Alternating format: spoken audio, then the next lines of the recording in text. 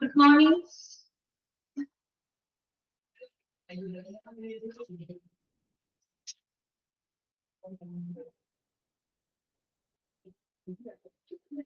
Okay, so Galina. Ayana, okay. Amalchit, Shamsina, okay. Good morning. Good morning. Okay, good morning, Preeti. Preeti alla Preeta. Okay.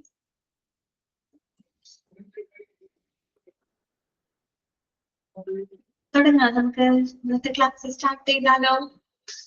എല്ലാവരും ready ആണോ? Okay, തുടങ്ങാം അല്ലേ? നമ്മള് ഇന്നത്തെ ക്ലാസ്സിൽ നമ്മള് തേർഡ് മൊഡ്യൂളില് ആ ചാപ്റ്റർ നമ്മൾ തീർത്തിരുന്നു കേട്ടോ. Quality assurance and NABH. Okay, കുഴപ്പമില്ലല്ലോ ആ ചാപ്റ്റർ? ബുദ്ധിമുട്ട് തോന്നിയോ? ഓക്കെ അല്ലേ? ആ ചാപ്റ്റർ ഓക്കെ അല്ലേ എല്ലാവർക്കും? ഓക്കെ ആണ്. അപ്പൊ ഇനി നമ്മള് ഫോർത്ത് മൊഡ്യൂളിലേക്ക് കടക്കാണ് കേട്ടോ. ഫോർത്ത് മൊഡ്യൂളില് 10ാമത്തെ ചാപ്റ്റർ ആണ് ഇന്ന് ഞാൻ തുടങ്ങുന്നത് കേട്ടോ. ചാപ്റ്റർ നമ്പർ 10 ആണ്. ചാപ്റ്ററിന്റെ പേര് നോട്ട് ചെയ്യാം കേട്ടോ. Responsibilities of hospital administration. Hospital അഡ്മിനിസ്ട്രേഷനുമായിട്ട് ബന്ധപ്പെട്ട റെസ്പോൺസിബിലിറ്റീസ് ആണ് ഈ ഒരു ചാപ്റ്ററിൽ നമ്മൾ പഠിക്കുന്നത് കേട്ടോ. ഓക്കെ, കുഴപ്പമില്ല. ചാപ്റ്റർ കംപ്ലീറ്റ് തിയറി തന്നെ പറയുന്നതാണ്. കുറച്ച് ഡ്രൈ ആയിട്ടുള്ള ഒരു ചാപ്റ്റർ ആണ് കേട്ടോ. ഓക്കെ, അപ്പൊ നമുക്ക് ഇനി അത് നോക്കാം. ഞാൻ ഓൾ മ്യൂട്ട് ചെയ്യണേ. ഈ ചാപ്റ്ററിനകത്ത് നമ്മൾ പഠിക്കുന്നത് ഹോസ്പിറ്റൽ അഡ്മിനിസ്ട്രേഷനുമായിട്ട് ബന്ധപ്പെട്ട അഞ്ച് അഡ്മിനിസ്ട്രേറ്റീവ് പ്രൊഫഷണൽസിന്റെ റോൾ ആൻഡ് റെസ്പോൺസിബിലിറ്റീസ് ആണ് നമ്മൾ ഈ ഒരു ചാപ്റ്ററിന്റെ അകത്ത് പഠിക്കുന്നത് കേട്ടോ. 5 പേരുടെയാണ് പഠിക്കുന്നത്. അതായത് അഡ്മിനിസ്ട്രേറ്റീവ് പ്രൊഫഷണൽസ് കേട്ടോ. That means non clinical jobs. നമ്മൾ ക്ലിനിക്കൽ ജോബുകളൊക്കെയാണ് കണ്ടത് അല്ലെ? ഇത് നോൺ ക്ലിനിക്കൽ ജോബുകളാണ് എന്ന് പറഞ്ഞാല് 5 അഡ്മിനിസ്ട്രേറ്റീവ് പ്രൊഫഷണൽസുകളുടെ റോൾ ആൻഡ് റെസ്പോൺസിബിലിറ്റീസ് ആണ് നമ്മൾ ഈ ചാപ്റ്ററിൽ ഡിസ്കസ് ചെയ്യുന്നത്. ആരൊക്കെയാണെന്നറിയോ 5 പേര്? ഒന്ന് ഹോസ്പിറ്റൽ അഡ്മിനിസ്ട്രേറ്റർ. ഓക്കെ, രണ്ടാമത്തത് ഔട്ട് പേഷ്യന്റ് സെക്രട്ടറി. ഓക്കെ, ഇതൊക്കെ അഡ്മിനിസ്ട്രേറ്റീവ് ജോബുകളാണ് കേട്ടോ. പിന്നെ മൂന്നാമത് വരുന്നത് മെഡിക്കൽ സെക്രട്ടറി. നാലാമത്തത് OPD എക്സിക്യൂട്ടീവ്, അതായത് ഔട്ട് പേഷ്യന്റ് ഡിപ്പാർട്ട്മെന്റ് എക്സിക്യൂട്ടീവ്. അഞ്ചാമത് പേഷ്യന്റ് കൗൺസിലർ. പിന്നെ നമ്മൾ പഠിക്കുന്നത് ഈ പറയുന്ന ഇത്തരം അഡ്മിനിസ്ട്രേറ്റീവ് ജോബുകൾക്ക് അല്ലെങ്കിൽ ഇങ്ങനെയുള്ള നോൺ ക്ലിനിക്കൽ ജോബുകൾക്ക് ഉണ്ടായിരിക്കേണ്ട ബേസിക് സ്കില്ലുകൾ എന്തൊക്കെയാണ്. ഇത്രയും മാത്രമാണ് നമ്മൾ ആ ചാപ്റ്ററിനകത്ത് പഠിക്കുന്നത് കേട്ടോ. 5 പേരുടെയാണ് കേട്ടോ. Hospital administrator, out patient secretary, medical secretary, out patient department executive, then patient councillor. പിന്നെ ഇത്തരം നോൺ ക്ലിനിക്കൽ ജോബുകൾക്ക് ഉണ്ടായിരിക്കേണ്ട ബേസിക് സ്കില്ലുകൾ എന്തൊക്കെയാണ്. ഇത്രയാണ് ആ ചാപ്റ്ററിൽ വരുന്നത് കേട്ടോ. അപ്പോ ഈ ചാപ്റ്ററുമായിട്ട് അതെ ആവശ്യം ആണ് കേട്ടോ. ഇങ്ങനെയുള്ള ജോബുകളൊക്കെ നിങ്ങൾക്ക് ലഭിക്കും ചാൻസ് ഉണ്ട് കേട്ടോ.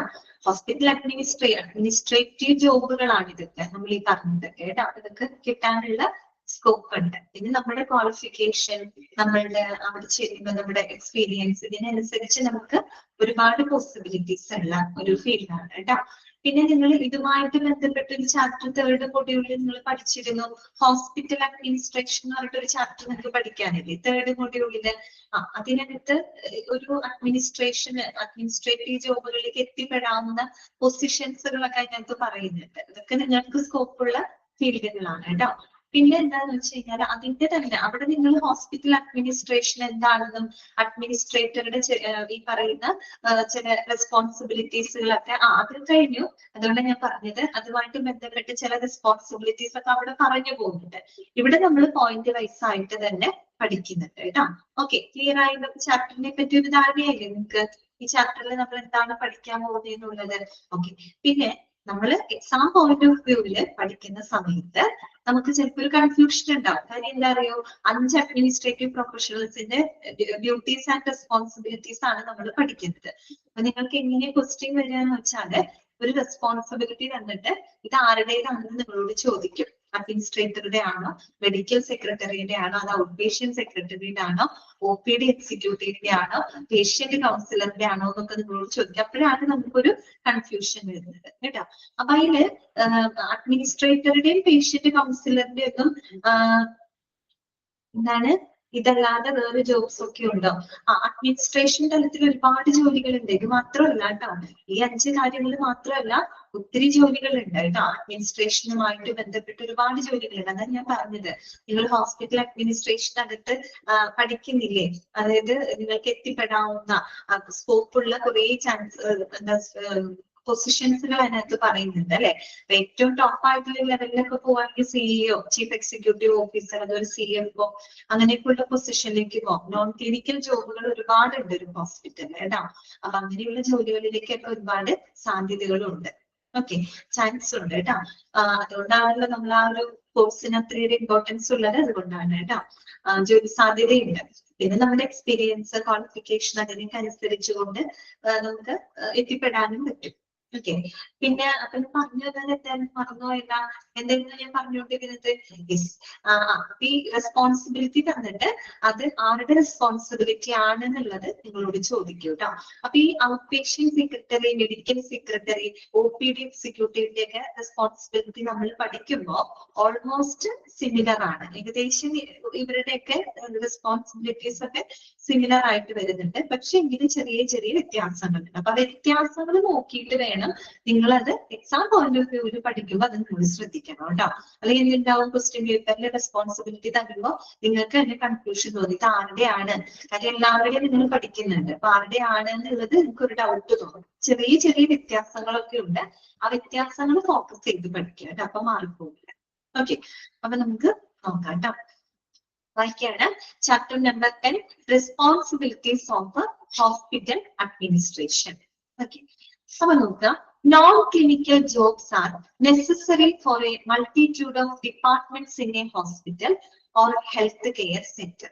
These administrative roles could see you working in different departments in a hospital. Okay, പറയാൻ ഇത്തരത്തിലുള്ള നോൺ ക്ലിനിക്കൽ ജോബുകൾ എന്ന് പറഞ്ഞാല് അത് ഒരു ഹോസ്പിറ്റൽ പോലെയുള്ള ഏതൊരു ഹെൽത്ത് കെയർ സെന്ററിലും ഇത്തരം നോൺ ക്ലിനിക്കൽ ജോബുകൾക്ക് ഒരുപാട് സാധ്യതകളുണ്ട് അല്ലെ. ഓക്കെ, അപ്പൊ മിക്കവാറും നമ്മൾ ഹോസ്പിറ്റലിലൊക്കെ പോയി കഴിഞ്ഞാല് വിവിധ ഡിപ്പാർട്ട്മെന്റുകളില് ഇങ്ങനെയുള്ള അഡ്മിനിസ്ട്രേറ്റീവ് റോളുകൾ നമുക്ക് കാണാനായിട്ട് സാധിക്കും. അപ്പൊ അത്തരം നോൺ ക്ലിനിക്കൽ ജോബുകളാണ് ഇനി നമ്മൾ പരിചയപ്പെടാനായിട്ട് പോകുന്നത്. ഫസ്റ്റ് നമ്മൾ പഠിക്കുന്നത് ആരുടെ റെസ്പോൺസിബിലിറ്റി ആണെന്ന് അറിയോ? Responsibilities of hospital administrator. ഒരു ഹോസ്പിറ്റൽ അഡ്മിനിസ്ട്രേറ്ററുടെ റെസ്പോൺസിബിലിറ്റീസ് എന്തൊക്കെയാണ്? നാളെ നിങ്ങളൊരു അഡ്മിനിസ്ട്രേറ്റർ ആയിട്ട് ജോലിക്ക് കയറുന്ന സമയത്ത് എന്തൊക്കെ റെസ്പോൺസിബിലിറ്റി പറഞ്ഞിരിക്കുന്നത് കൂടാതെ ഒത്തിരി കാര്യങ്ങൾ വരും കേട്ടോ. നമ്മൾ തിയറി പഠിക്കുന്നതും നമ്മൾ പ്രാക്ടിക്കലായിട്ട് നേടുന്ന അറിവും തമ്മിൽ ഭയങ്കര വ്യത്യാസമുണ്ട് ആണല്ലോ അല്ലെ. തിയററ്റിക്കലായിട്ട് കുറെ കാര്യങ്ങളൊക്കെ നമ്മൾ പഠിക്കും. നമ്മൾ ശരിക്കും പ്രാക്ടിക്കലാണ് നമുക്ക് വേണ്ടത്. നമ്മൾ പ്രാക്ടിക്കലായിട്ട് കയറുമ്പോഴാണ് ഒത്തിരി എക്സ്പീരിയൻസ്, ഒരുപാട് കാര്യങ്ങൾ നമ്മൾ അതിൽ നിന്ന് പഠിക്കും അല്ലെ. ഓക്കെ, അപ്പൊ നോക്കുക കേട്ടോ, ഒരു ഹോസ്പിറ്റൽ അഡ്മിനിസ്ട്രേറ്ററുടെ റെസ്പോൺസിബിലിറ്റീസ് എന്തൊക്കെയാണ്? ആരാണ് ഒരു ഹോസ്പിറ്റൽ അഡ്മിനിസ്ട്രേറ്റർ എന്ന് പറഞ്ഞു കഴിഞ്ഞാല്?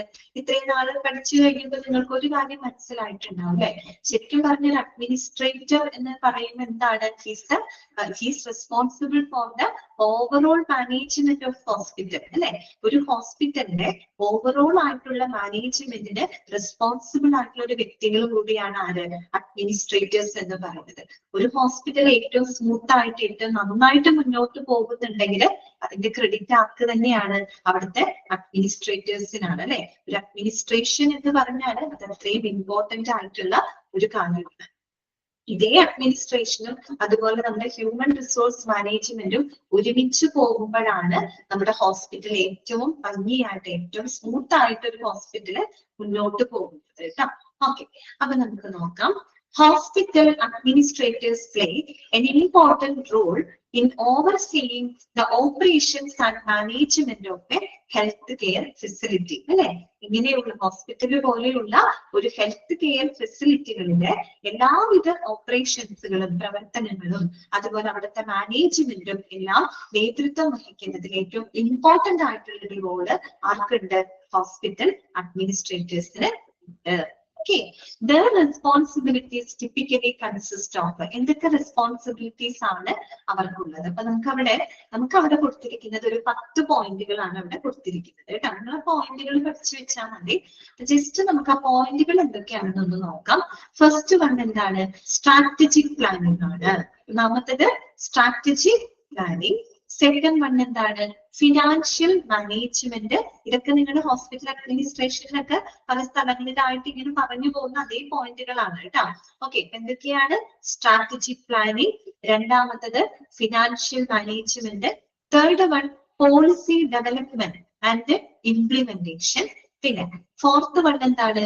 ഹ്യൂമൻ റിസോഴ്സ് മാനേജ്മെന്റ്, അഞ്ചാമത്തത് facilities and equipment management, sixth one quality assurance and patient safety, seventh one community relations, eighth one risk management, ninth information management, and 10th one collaboration and leadership. ഇത്രയും responsibilities ആണ് ഒരു hospital അഡ്മിനിസ്ട്രേറ്റർക്ക് ഉള്ളത്. എന്ന് പറഞ്ഞാൽ ഇതിൽ ഒതുങ്ങുന്നത് മാത്രമല്ല കേട്ടോ, ഇതിൽ കൂടുതൽ ഒരുപാട് റെസ്പോൺസിബിലിറ്റീസ് ഒക്കെ വരും. പക്ഷെ നമുക്ക് പഠിക്കാനായിട്ട് കൊടുത്തിരിക്കുന്നത് ഇത്രയും പോയിന്റ്സുകളാണ് കേട്ടോ. അപ്പൊ ഓരോന്നും എന്തൊക്കെയാണെന്ന് നോക്കാം. ഇത് പഠിക്കുന്നതോടൊപ്പം ഇത് നമ്മുടെ പ്രാക്ടിക്കൽ ലൈഫിൽ നമുക്ക് ഉപയോഗിക്കേണ്ടതായിട്ട് വരുന്ന കാര്യങ്ങളാണ് കേട്ടോ. അപ്പൊ നോക്കുക, ഒന്നാമത്തത് സ്ട്രാറ്റജിക് പ്ലാനിങ് എന്ന് പറഞ്ഞാൽ എന്താണ്? തന്ത്രപരമായിട്ടുള്ള രീതിയിലുള്ള ആസൂത്രണം എന്ന് പറഞ്ഞാൽ എന്താണ് അവിടെ ഉദ്ദേശിക്കേണ്ടത്? സ്ട്രാറ്റജിക് പ്ലാനിങ് നമ്മൾ പ്ലാൻ ചെയ്യുമ്പോൾ നല്ലൊരു സ്ട്രാറ്റജി ഉണ്ടായിരിക്കും അല്ലെ.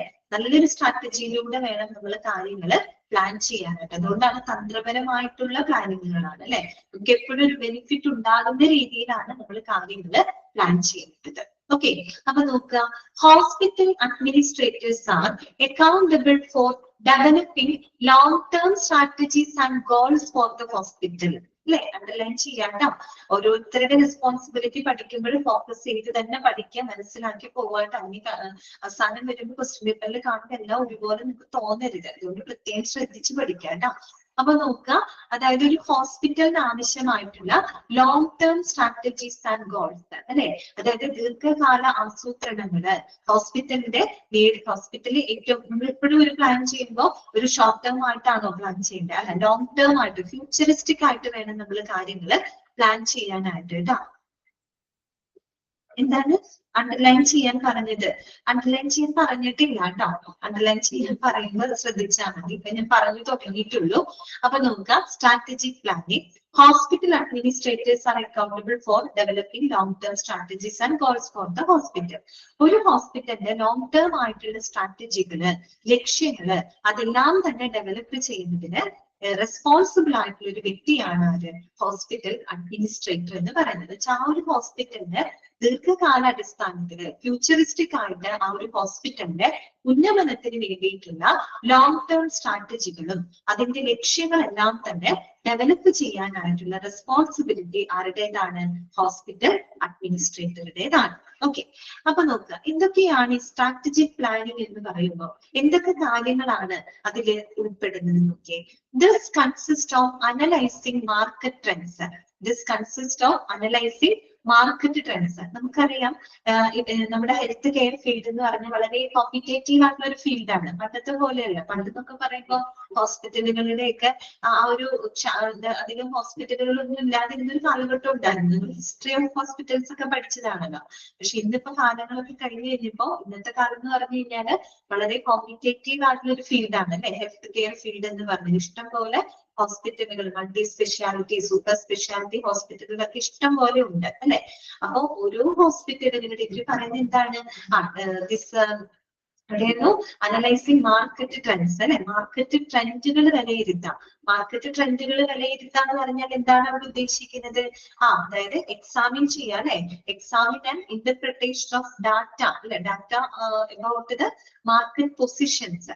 ഓരോ ഹോസ്പിറ്റലുകളുടെയും നിലവിലുള്ള മാർക്കറ്റ് പൊസിഷൻസുകൾ എന്തൊക്കെയാണെന്ന് കൃത്യമായിട്ട് നമ്മൾ മനസ്സിലാക്കുക, അതിനെ ഇന്റർപ്രിറ്റ് ചെയ്യുക അല്ലെ, മനസ്സിലാക്കാം. എന്ന് പറഞ്ഞാൽ അത്രയും കോമ്പറ്റേറ്റീവ് ആയിട്ടുള്ള ഒരു കോമ്പറ്റേറ്റീവ് ആയിട്ടുള്ള ഒരു ഫീൽഡാണ് ഹെൽത്ത് കെയർ ഫീൽഡ്. അവിടെ ഓരോ ഹോസ്പിറ്റലുകളുടെ മാർക്കറ്റ് പൊസിഷൻസ് എത്രത്തോളം ഉണ്ട് അല്ലെ.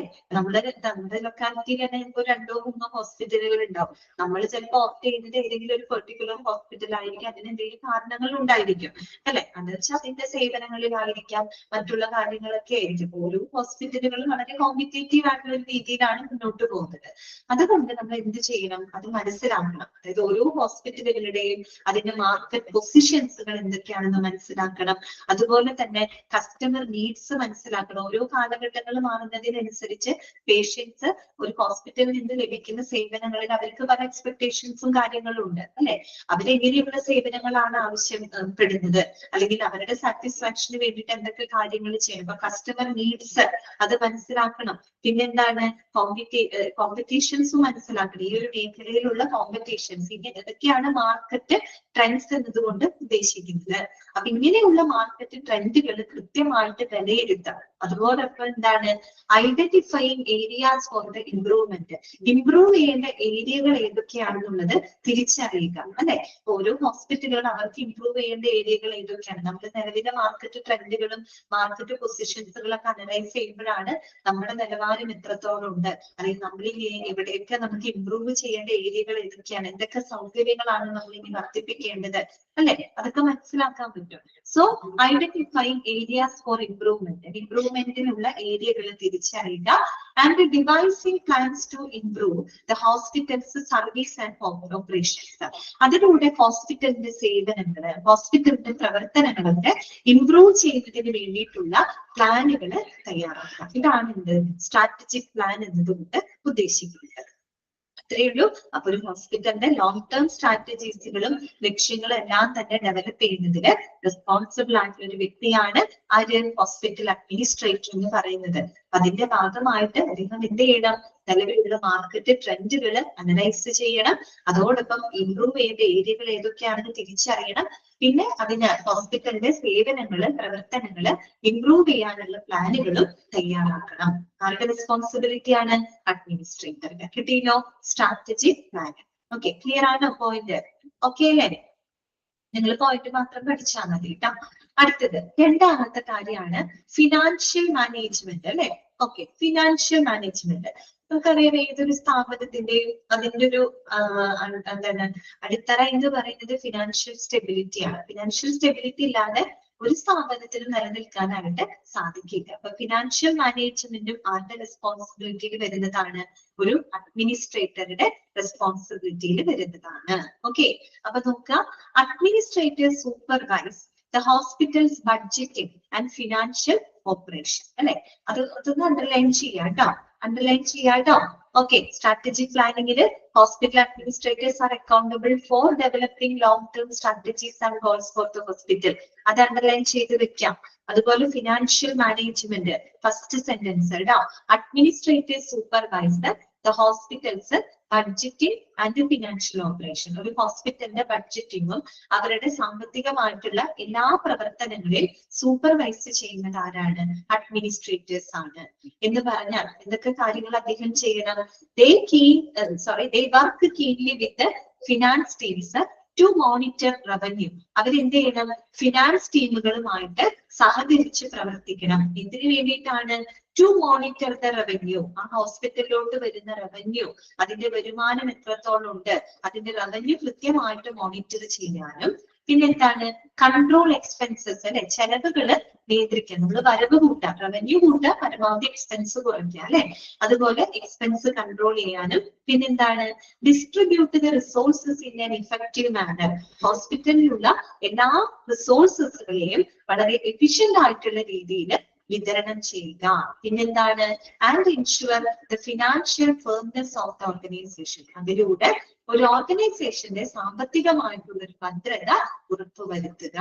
ഓക്കെ, അതാണ് ഫിനാൻഷ്യൽ മാനേജ്മെന്റ്. അപ്പൊ ബഡ്ജറ്റിനും കാര്യങ്ങളൊക്കെ സൂപ്പർവൈസ് ചെയ്യാന്ന് വെച്ച് കഴിഞ്ഞാൽ ഹോസ്പിറ്റലിന്റെ റവന്യൂ കൃത്യമായിട്ട് മോണിറ്റർ ചെയ്തു എക്സ്പെൻസുകൾ കൺട്രോൾ ചെയ്തുകൊണ്ട് പരമാവധി ആ ഹോസ്പിറ്റലിൽ ലഭ്യമായിട്ടുള്ള എല്ലാ റിസോഴ്സുകളും എഫിഷ്യന്റ് ആയിട്ടുള്ള രീതിയിൽ ഉപയോഗിക്കുക, അല്ലെ, എന്നുവെച്ചാൽ അധികം വേസ്റ്റ് വരാത്ത രീതിയിൽ, അല്ലെ, ഏറ്റവും എഫിഷ്യന്റ് ആയിട്ടുള്ള രീതിയിൽ ഉപയോഗപ്പെടുത്തിക്കൊണ്ട് ആ ഒരു സ്ഥാപനത്തിന്റെ സാമ്പത്തികമായിട്ടുള്ള ആ ഒരു ഭദ്രത അടിത്തറ ഉറപ്പുവരുത്തുക എന്നുള്ളതും അഡ്മിനിസ്ട്രേറ്ററുടെ റെസ്പോൺസിബിലിറ്റി ആണ്. ഓക്കെ, ഇതാണ് ഫിനാൻഷ്യൽ മാനേജ്മെന്റ് കേട്ടോ. മൂന്നാമത്തെ പോയിന്റ് എന്ന് പറഞ്ഞാൽ എന്താണ്? Policy development and implementation. ഇതാണ് പോളിസി ഡെവലപ്മെന്റ് ആൻഡ് ഇംപ്ലിമെന്റേഷൻ. ഒരു ഹോസ്പിറ്റലിന്റെ നല്ല പ്രവർത്തനങ്ങൾക്ക് ആവശ്യമായിട്ടുള്ള പോളിസികള് എന്ത് ചെയ്യുക? ഡെവലപ്പ് ചെയ്യുക, അത് കൃത്യമായിട്ട് ഇംപ്ലിമെന്റ് ചെയ്യുക. നമ്മൾ എന്തിനാ ഇങ്ങനെയുള്ള പോളിസികളും പ്രൊസീജിയറുകളൊക്കെ ഡെവലപ്പ് ചെയ്യുന്നത്? വെറുതെ ഡെവലപ്പ് ചെയ്യുന്നതാണോ? അല്ല, ആ ഒരു സ്ഥാപനം ഏറ്റവും നല്ല രീതിയിൽ മുന്നോട്ട് പോകാൻ വേണ്ടിയിട്ടാണ് നമ്മൾ ഇങ്ങനെയുള്ള പോളിസികളും പ്രോട്ടോകോൾസുകളും മറ്റുമൊക്കെ ഡെവലപ്പ് ചെയ്യുന്നത്, അല്ലെ. അപ്പൊ അങ്ങനെയുള്ള നല്ല നല്ല പോളിസികൾ ഡെവലപ്പ് ചെയ്യുക, അതിന് ശരിയായ രീതിയിൽ ഇംപ്ലിമെന്റ് ചെയ്യുക എന്നുള്ളതും അദ്ദേഹത്തിന്റെ റെസ്പോൺസിബിലിറ്റി ആണ് കേട്ടോ. അപ്പൊ നോക്കിയേ, hospital administrative sector policies and procedures to conduct the operation of the facility. Underline ചെയ്യാം കേട്ടോ. Hospital administrative sector policies and procedures to conduct the operation of the facility. That means നമ്മുടെ ഹെൽത്ത് കെയർ ഫെസിലിറ്റിയുടെ പ്രവർത്തനങ്ങളെ ഏറ്റവും നല്ല രീതിയിൽ conduct ചെയ്യുന്നതിന് ആവശ്യമായിട്ടുള്ള പോളിസികളും പ്രൊസീജിയറുകളും സെറ്റപ്പ് ചെയ്യേണ്ടത് ആരാണ്? ഹോസ്പിറ്റൽ അഡ്മിനിസ്ട്രേറ്റേഴ്സ് ആണ്. എന്തൊക്കെ കാര്യങ്ങൾ അവർ ചെയ്യണം? They ensure compliance with legal and regulatory needs. എല്ലാവിധ ലീഗൽ റെഗുലേറ്ററി റിക്വയർമെന്റ്സുകളും ഹോസ്പിറ്റല് കൃത്യമായിട്ട് പാലിക്കുന്നുണ്ടോ എന്നുള്ളത് ഉറപ്പുവരുത്തണം. അപ്പൊ നമ്മൾ കുറെ കാര്യങ്ങളുണ്ട്. ഹോസ്പിറ്റലിന് ലൈസൻസ്ഡ് ആയിട്ട് പ്രവർത്തിക്കണമെങ്കിൽ ഒത്തിരി കാര്യങ്ങളുണ്ട്. ഇപ്പൊ കേന്ദ്ര സംസ്ഥാന പ്രാദേശിക നിയമങ്ങളെല്ലാം വിധേയമായിട്ട് വേണം അത് പ്രവർത്തിക്കാനായിട്ട്, അല്ലെ. അതുപോലെ തന്നെ ലൈസൻസുകളും കാര്യങ്ങളൊക്കെ ഉണ്ടായിരിക്കണം. അപ്പൊ അതുകൊണ്ട് ഇങ്ങനെയുള്ള ലീഗൽ റെഗുലേറ്ററി റിക്വയർമെന്റ്സുകളെല്ലാം തന്നെ കൃത്യമായിട്ട് പാലിക്കുന്നുണ്ടെന്ന് ഉറപ്പുവരുത്തുക. അതുപോലെ എൻകറേജ് പേഷ്യന്റ് സേഫ്റ്റി. പേഷ്യന്റിന്റെ സേഫ്റ്റിക്ക് പ്രാധാന്യം കൊടുക്കുക, അല്ലെ. പേഷ്യന്റിന്റെ സേഫ്റ്റിയാണ് ഏറ്റവും പ്രധാനപ്പെട്ടത്, അതിനെ എൻകറേജ് ചെയ്യുക, അല്ലെ. പിന്നെന്താണ്? And maintain ethical standards within the hospital.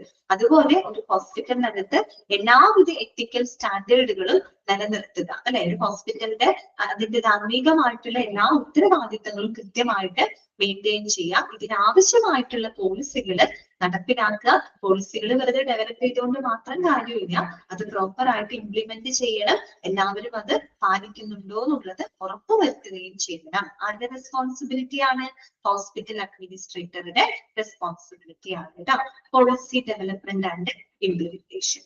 Okay, clear ആണോ? ആദ്യത്തെ 3 പോയിന്റ് കിട്ടിയോ നിങ്ങൾക്ക്? മനസ്സിലായല്ലോ?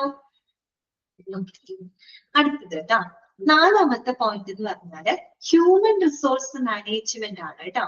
ഹ്യൂമൻ റിസോഴ്സ് മാനേജ്മെന്റ് എന്താണ്? HR മാനേജ്മെന്റ് എന്ന് പറഞ്ഞു കഴിഞ്ഞാല് നമുക്കറിയാം, ഒരു ഹോസ്പിറ്റലില് സേവനങ്ങൾ കൊടുക്കാൻ ഏറ്റവും എഫിഷ്യന്റ് ആയിട്ടുള്ള ആളുകളെ നമ്മൾ റിക്രൂട്ട് ചെയ്യുക, അല്ലെ. അവർക്ക് വേണ്ട പരിശീലനങ്ങൾ കൊടുക്കുക, അവരുടെ സംതൃപ്തി ഉറപ്പുവരുത്തുക, അവർക്ക് വേണ്ട ആനുകൂല്യങ്ങൾ കൊടുക്കുക. ഇതൊക്കെ ചെയ്യുന്നത് എന്താണ്? അതൊക്കെ ഹ്യൂമൻ റിസോഴ്സ് മാനേജ്മെന്റിന്റെ ഭാഗമാണ്, അല്ലെ. അതിന് ആർക്ക് റെസ്പോൺസിബിലിറ്റി ഉണ്ട്? അഡ്മിനിസ്ട്രേറ്റർക്ക് റെസ്പോൺസിബിലിറ്റി ഉണ്ട്. നോക്കുക കേട്ടോ. Administrative supervisor the requirement, hiring and training of staff members. Underline ചെയ്യാം കേട്ടോ. അതായത് അഡ്മിനിസ്ട്രേറ്റേഴ്സ് എന്ന് പറഞ്ഞാല് അവര് ഒരു ഹോസ്പിറ്റലിലേക്ക് ആവശ്യമുള്ള സ്റ്റാഫുകളുടെ അവരുടെ റിക്വയർമെന്റ്സുകൾ കൃത്യമായിട്ട് സൂപ്പർവൈസ് ചെയ്യുക, അവരെ ഹയർ ചെയ്യുക, അവരെ തെരഞ്ഞെടുക്കുക, അതുപോലെ അവർക്ക് വേണ്ട പരിശീലനങ്ങളും മറ്റും കൊടുക്കുന്നതില് മേൽനോട്ടം വഹിക്കുന്ന വ്യക്തിയാണ് അഡ്മിനിസ്ട്രേറ്റേഴ്സ് എന്ന് പറയുന്നത്. Okay, they produce and maintain a positive work environment. അവര് വളരെ പോസിറ്റീവ് ആയിട്ടുള്ള ഒരു വർക്ക് എൻവയോൺമെന്റ് അവരെന്ത് ചെയ്യണം? മെയിൻറ്റെയിൻ ചെയ്യണം. അങ്ങനെയാണ് നമുക്ക് എംപ്ലോയീസിന്റെ സാറ്റിസ്ഫാക്ഷൻ ഉറപ്പുവരുത്താൻ പറ്റുള്ളൂ, അല്ലെ. പിന്നെന്താണ്? Implement performance estimation systems. എംപ്ലോയീസിന്റെ പ്രകടനങ്ങൾ വിലയിരുത്തുന്നതിന് ആവശ്യമായിട്ടുള്ള സംവിധാനങ്ങൾ നടപ്പിലാക്കുക. പിന്നെന്താണ് ഹാൻഡിൽ എംപ്ലോയി റിലേഷൻസ്, എംപ്ലോയീസിന് ഇടയിലുള്ള ആ ഒരു റിലേഷൻസ് നല്ല രീതിയിൽ കൈകാര്യം ചെയ്യുക. And address the staffing requirements, അതുപോലെ സ്റ്റാഫുകളുടെ ആവശ്യകതകൾ കൃത്യമായിട്ട് മനസ്സിലാക്കുക അല്ലെ, അതിനെ അഡ്രസ് ചെയ്യാം. സ്റ്റാഫുകളുടെ റിക്വയർമെന്റ്സുകൾ എന്താണോ അതിന് കൃത്യമായിട്ട് മനസ്സിലാക്കുക. എന്തിനു വേണ്ടിയിട്ടാണ്? To ensure adequate coverage and optimal staffing levels. അതായത് അവരുടെ ഒരു ആഡിക്വേറ്റ് കവറേജ് എന്ന് വെച്ചാൽ ആ സ്റ്റാഫുകളുടെ ആവശ്യകതകൾ കൃത്യമായിട്ട് മനസ്സിലാക്കിയിട്ട് ആ സ്റ്റാഫുകളുടെ ഒരു കവറേജ് ഉറപ്പുവരുത്തുക. എല്ലാ സ്റ്റാഫുകളും കവർ ചെയ്യുന്ന രീതിയിൽ അവരുടെ റിക്വയർമെന്റ്സുകൾ മനസ്സിലാക്കുക. അങ്ങനെ ഒപ്റ്റിമൽ സ്റ്റാഫിംഗ് ലെവൽസ് നിലനിർത്തുക അല്ലെ. അതായത് സ്റ്റാഫുകൾ സാറ്റിസ്ഫൈഡ് അല്ലാന്നുണ്ടെങ്കിൽ ഇപ്പൊ നമ്മൾ അവരുടെ ആവശ്യകതകൾക്ക് പ്രാധാന്യം കൊടുക്കുന്നില്ല, അത് മൈൻഡ് ചെയ്യുന്നില്ല, അങ്ങനെയൊന്നും ഇല്ലാതെ വരുമ്പോൾ സ്റ്റാഫുകൾ അവിടെ എന്തായിരിക്കും?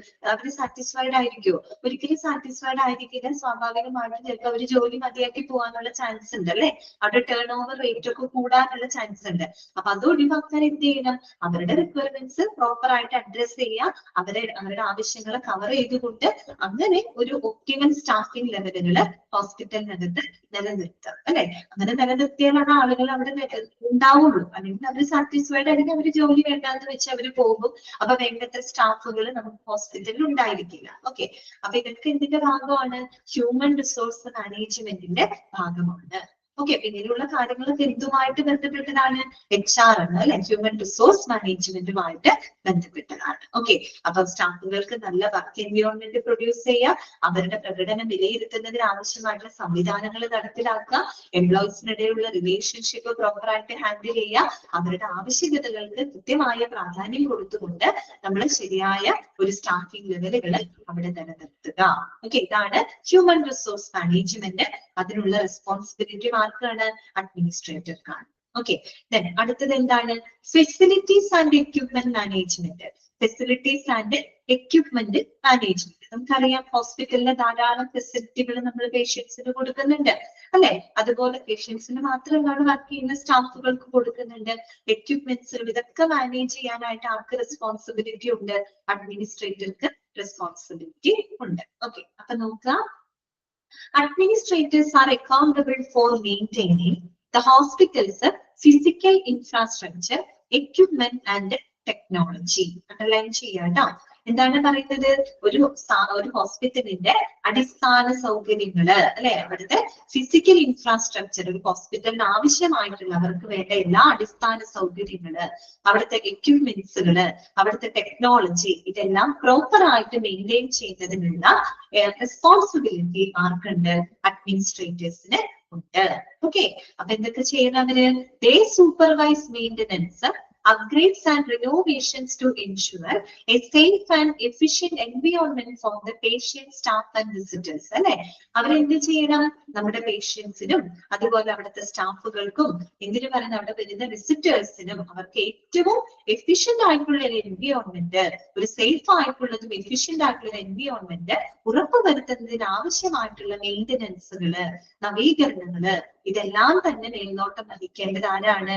അഡ്മിനിസ്ട്രേറ്റർ ആണ് അല്ലെ. അവിടുത്തെ പേഷ്യൻസിനും സ്റ്റാഫുകൾക്കും ഹോസ്പിറ്റലിൽ വരുന്ന വിസിറ്റേഴ്സിനും അവർക്ക് ആവശ്യമായിട്ടുള്ള എല്ലാ ഫെസിലിറ്റികളും ഉറപ്പുവരുത്തുക, അവരുടെ സേഫ്റ്റിക്ക് ഉറപ്പുവരുത്തുക, ഇതിനാവശ്യമായിട്ടുള്ള മെയിന്റനൻസ് വർക്കുകൾ ആയിക്കോട്ടെ, മറ്റുള്ള എന്താ പറയാ അപ്ഗ്രേഡ്സുകൾ അല്ലെ, നവീകരണങ്ങൾ എല്ലാം തന്നെ ചെയ്യാൻ റെസ്പോൺസിബിലിറ്റി ആർക്കുണ്ട്? അഡ്മിനിസ്ട്രേറ്റർക്കുണ്ട്. അദ്ദേഹം നേരിട്ട് പോയി ചെയ്യണം എന്നല്ല പറയുന്നത്, അങ്ങനെയുള്ള കാര്യങ്ങൾക്ക് അദ്ദേഹം എന്ത് ചെയ്യണം? സൂപ്പർവൈസ് ചെയ്യണം, മേൽനോട്ടം വഹിക്കണം. ഓക്കെ, ഇതാണ് കേട്ടോ facilities and equipment management. Okay, അല്ലെങ്കിൽ നിങ്ങൾ ഓരോ ഡിപ്പാർട്ട്മെന്റുകളൊക്കെ പഠിച്ചപ്പോ അതിനകത്ത് ഹോസ്പിറ്റൽ അഡ്മിനിസ്ട്രേഷൻ ഉറപ്പുവരുത്തേണ്ട കാര്യങ്ങൾ എന്ന് പറഞ്ഞിട്ടൊക്കെ നിങ്ങൾ സെപ്പറേറ്റ് ആയിട്ട് ഓരോ ഡിപ്പാർട്ട്മെന്റ് പഠിച്ചപ്പോഴും പഠിച്ചു പോയിട്ടുണ്ട് അല്ലെ. ഓക്കെ, അടുത്തത് എന്താണ്? ആറാമത്തെ quality assurance and patient safety.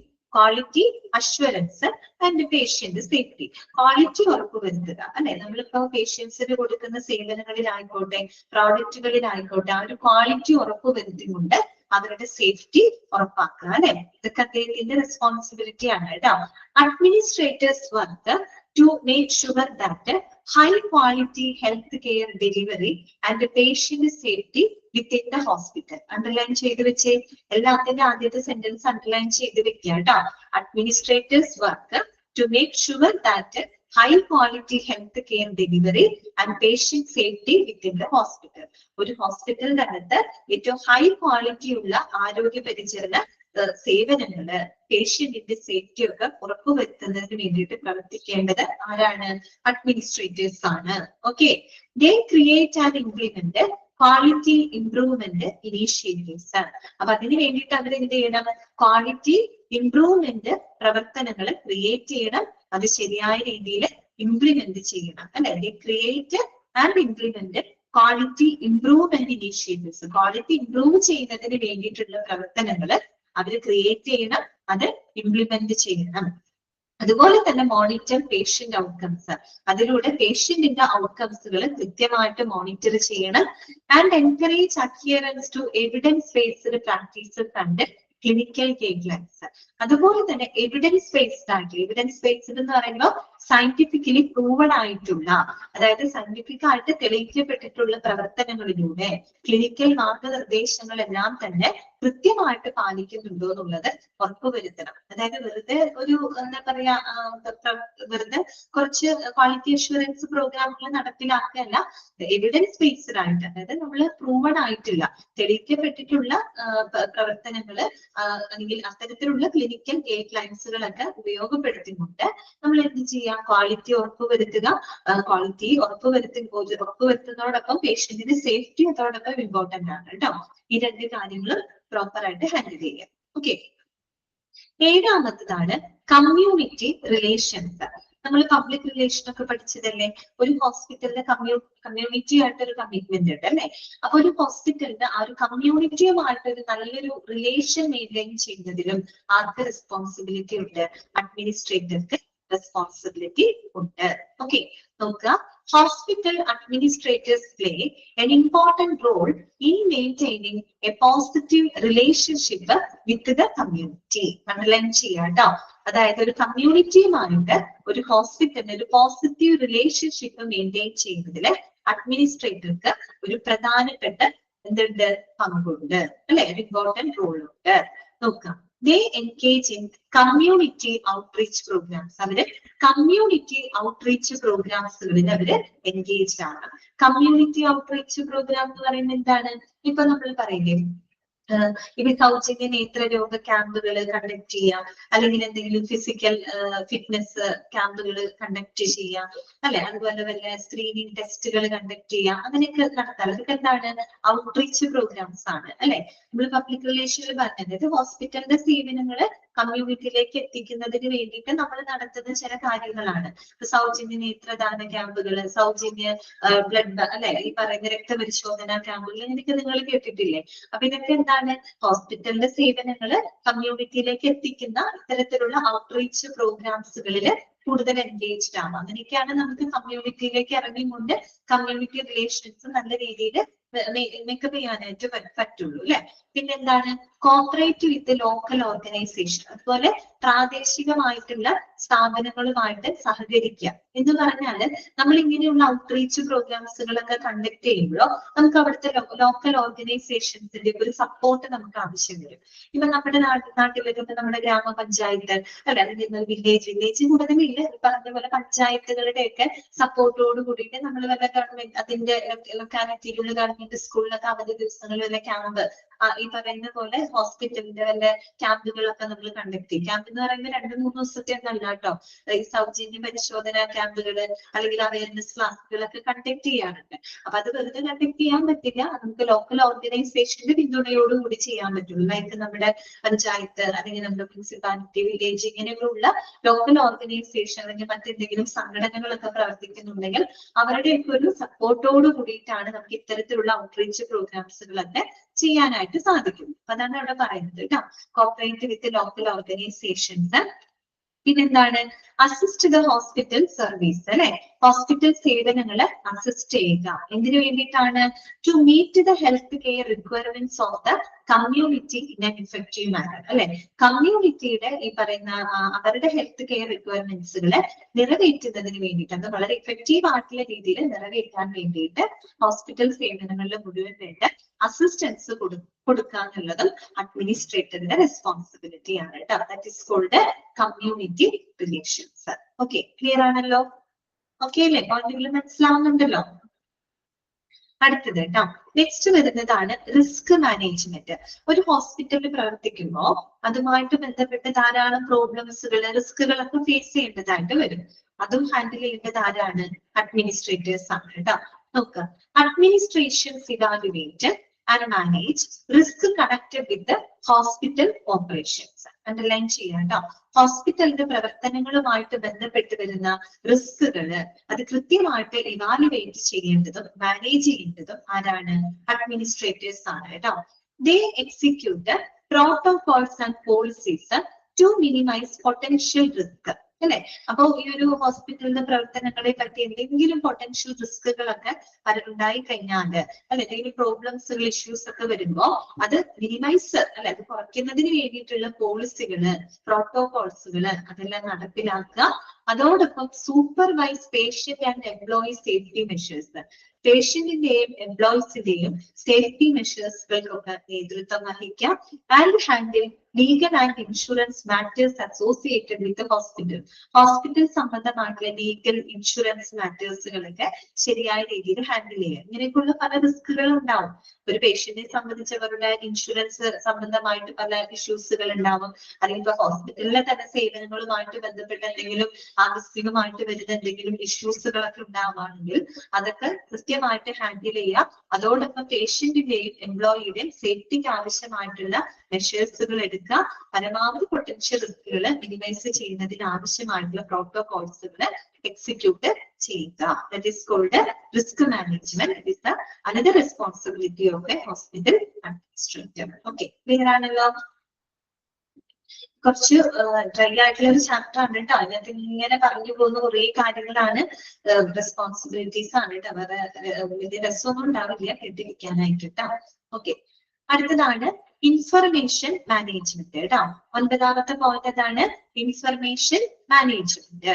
Okay, അപ്പൊ നോക്കിയേ, administrative supervisor the implementation and maintenance of health information systems and electronic medical records. നിങ്ങൾ HIMS പഠിച്ചോ? ഹോസ്പിറ്റൽ ഇൻഫർമേഷൻ മാനേജ്മെന്റ് സിസ്റ്റം എന്ന് പറയുന്ന ചാപ്റ്റർ പഠിച്ചിരുന്നോ? അത് പഠിച്ചു കഴിഞ്ഞതാണോ? ഓക്കെ, അപ്പൊ അതിനെ പറ്റി അറിയാലോ നിങ്ങൾക്ക്. ഹോസ്പിറ്റൽ ഇൻഫർമേഷൻ മാനേജ്മെന്റ് സിസ്റ്റംസ് പറഞ്ഞ് നമ്മൾ ഹോസ്പിറ്റലിന്റെ പ്രവർത്തനങ്ങളൊക്കെ അവിടുത്തെ വർക്ക് ഫ്ലോ ഏറ്റവും സുഗമമാക്കുന്നതിന് വേണ്ടിയിട്ട് ഇന്ന് ധാരാളം സോഫ്റ്റ്വെയർ സംവിധാനങ്ങള്, ഡിജിറ്റൽ പ്ലാറ്റ്ഫോംസുകളൊക്കെ നമ്മൾ ഉപയോഗിക്കുന്നുണ്ട് അല്ലെ. പണ്ടത്തെ പോലെ പേപ്പർ റെക്കോർഡുകളാണ് ഇന്ന് അധികമുള്ളത് അല്ല, ഇലക്ട്രോണിക് മെഡിക്കൽ റെക്കോർഡ്സുകളാണ് അല്ലെ. ഇതൊക്കെ എന്താണ്? ഇൻഫർമേഷൻ അല്ലെ, ഹോസ്പിറ്റൽ ഇൻഫർമേഷൻ മാനേജ്മെന്റ് സിസ്റ്റത്തിന്റെ ഭാഗങ്ങളാണ്. അപ്പോ ഇത്തരം അഡ്മിനിസ്ട്രേറ്റേഴ്സ് എന്ന് പറഞ്ഞാല് ഈ പറയുന്ന health information systems, electronic medical റെക്കോർഡ്സുകള്, അതിന്റെ കൃത്യമായിട്ടുള്ള മെയിന്റനൻസുകളും ഇംപ്ലിമെന്റേഷനും എല്ലാം തന്നെ സൂപ്പർവൈസ് ചെയ്യേണ്ടത് അഡ്മിനിസ്ട്രേറ്റേഴ്സ് ആണ്. ഓക്കെ, അവരെന്ത് ഉറപ്പ് വരുത്തണം? ഇങ്ങനെയുള്ള ഹെൽത്ത് ഇൻഫർമേഷൻ സിസ്റ്റംസുകള്, ഇലക്ട്രോണിക് മെഡിക്കൽ റെക്കോർഡുകളൊക്കെ ഹാൻഡിൽ ചെയ്യുമ്പോൾ അവര് ഉറപ്പാക്കേണ്ട കാര്യം എന്താണെന്ന് നോക്കിയേ. They guarantee the confidentiality and the security of patient information while facilitating efficient data management and reporting. അപ്പോ ഇങ്ങനെയുള്ള കാര്യങ്ങൾ മാനേജ് ചെയ്യുമ്പോൾ അവിടെ പേഷ്യന്റിന്റെ കോൺഫിഡൻഷ്യാലിറ്റി ഉറപ്പുവരുത്തണം അല്ലെ, അവരുടെ സ്വകാര്യത ഉറപ്പുവരുത്തണം. അതുപോലെ പേഷ്യന്റിന്റെ ഇൻഫർമേഷൻസിന്റെ സെക്യൂരിറ്റിയും അവിടെ ഉറപ്പാക്കിയിരിക്കണം. കാര്യം എഫിഷ്യന്റ് ആയിട്ടുള്ള ഒരു ഡാറ്റ മാനേജ്മെന്റ് റിപ്പോർട്ടിങ്ങിലൂടെ നമ്മൾ പേഷ്യന്റിന്റെ ഇൻഫർമേഷൻസിന്റെ കോൺഫിഡൻഷ്യാലിറ്റിയും സെക്യൂരിറ്റിയും അവിടെ ഉറപ്പാക്കേണ്ടതുണ്ട്. That is called information management. അതും എന്താണ്? ഹോസ്പിറ്റൽ അഡ്മിനിസ്ട്രേറ്ററുടെ റെസ്പോൺസിബിലിറ്റി ആണ്. ഓക്കെ, ക്ലിയർ ആണോ? ഓക്കെ ആണോ? അടുത്തത് കേട്ടോ, 10ാമത്തെ പോയിന്റ് ഇതാണ്, കൊളാബറേഷൻ ആൻഡ് ലീഡർഷിപ്പ്. ഇതാണ് കൊളാബറേഷൻ ആൻഡ് ലീഡർഷിപ്പ്. ആരുമായിട്ടുള്ള കൊളാബറേഷൻ ആണ് അവർ ഉദ്ദേശിക്കുന്നത്? നോക്കിയേ, administrators work collaboratively with physician, nurses and other health care professionals to ensure a coordinated and efficient delivery of care. നമ്മൾ ഈ പറയുന്ന അഡ്മിനിസ്ട്രേറ്റേഴ്സ്, അവർ ഈ പറയുന്ന ഫിസിഷ്യൻസ്, നഴ്സസ്, മറ്റു ഹെൽത്ത് കെയർ പ്രൊഫഷണൽസുമായിട്ട് നല്ല രീതിയിൽ കൊളാബറേറ്റ് ചെയ്ത് അവർ വർക്ക് ചെയ്യുന്നത് അല്ലെ. എന്തിനു വേണ്ടിയിട്ടാണ്? To ensure a coordinated and efficient delivery of care അല്ലെ. വളരെ കോർഡിനേറ്റഡ് ആയിട്ടുള്ള, വളരെ എഫിഷ്യന്റ് ആയിട്ടുള്ള ഒരു പരിചരണങ്ങള് ഉറപ്പുവരുത്തുന്നതിന് നമ്മുടെ ഫിസിഷ്യൻ, നഴ്സ്, മറ്റുള്ള ഹെൽത്ത് കെയർ പ്രൊഫഷണൽസുമായിട്ട് കൊളാബറേറ്റ് ചെയ്ത് വർക്ക് ചെയ്യാനുള്ള ഒരു റെസ്പോൺസിബിലിറ്റി അഡ്മിനിസ്ട്രേറ്റേഴ്സിന് ഉണ്ട്. ഓക്കെ, അപ്പൊ അതിന്റെ ഭാഗമായിട്ട് അവരെന്തൊക്കെ ചെയ്യണം? They give leadership, support, guidance to staff members. അവരെന്തൊക്കെ കൊടുക്കണം? ലീഡർഷിപ്പ്, നേതൃത്വം വഹിക്കണം, സപ്പോർട്ട് കൊടുക്കണം, and guidance to staff members, staff മെമ്പേഴ്സിന് ആവശ്യമായിട്ടുള്ള മാർഗനിർദ്ദേശങ്ങൾ പ്രൊവൈഡ് ചെയ്യണം, and promoting a positive and collaborative work culture. അതിലൂടെ വളരെ പോസിറ്റീവ് ആയിട്ടുള്ള, വളരെ കൊളാബറേറ്റീവ് ആയിട്ടുള്ള ഒരു ജോലി, ഒരു വർക്ക് കൾച്ചർ അവര് എന്ത് ചെയ്തിരിക്കണം? പ്രൊമോട്ട് ചെയ്യണം. ഓക്കെ, ക്ലിയർ ആയോ? അതാണ് കൊളാബറേഷൻ ആൻഡ് ലീഡർഷിപ്പ് എന്നതുകൊണ്ട് ഉദ്ദേശിക്കുന്നത്. ഇത്രയുമാണ് എന്തായിട്ട് വരുന്നത്? ഒരു ഹോസ്പിറ്റൽ അഡ്മിനിസ്ട്രേറ്ററുടെ റെസ്പോൺസിബിലിറ്റി ആയിട്ട് വരുന്നത്. 11 നമ്മൾ വെറുതെ കൊടുത്തിരിക്കുന്നതാണ് കേട്ടോ, അത് പോയിന്റ് ഒന്നുമല്ല, ജനറലൈസ് ചെയ്ത് പറയുന്നതാണ്.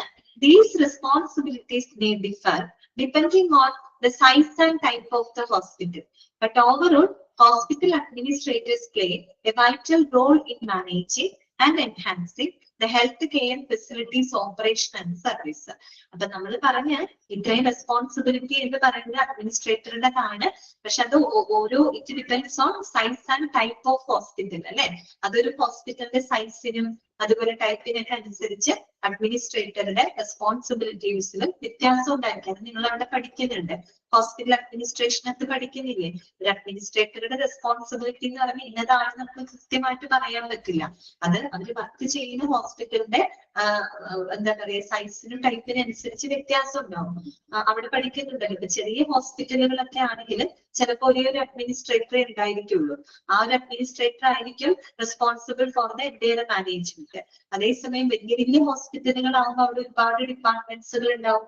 അപ്പൊ അവിടെ ഒരു അഡ്മിനിസ്ട്രേറ്റർ എന്നാണെങ്കിൽ ഒരുപാട് അഡ്മിനിസ്ട്രേറ്റർ ഉണ്ടായിരിക്കും. അവരെ അസിസ്റ്റ് ചെയ്യുന്ന അസിസ്റ്റന്റ് അഡ്മിനിസ്ട്രേറ്റേഴ്സ് ഒക്കെ അവിടെ ഉണ്ടായിരിക്കും. അപ്പൊ അതിനനുസരിച്ച് അവരുടെ റെസ്പോൺസിബിലിറ്റീസും വ്യത്യാസം ഉണ്ടായിരിക്കും കേട്ടോ.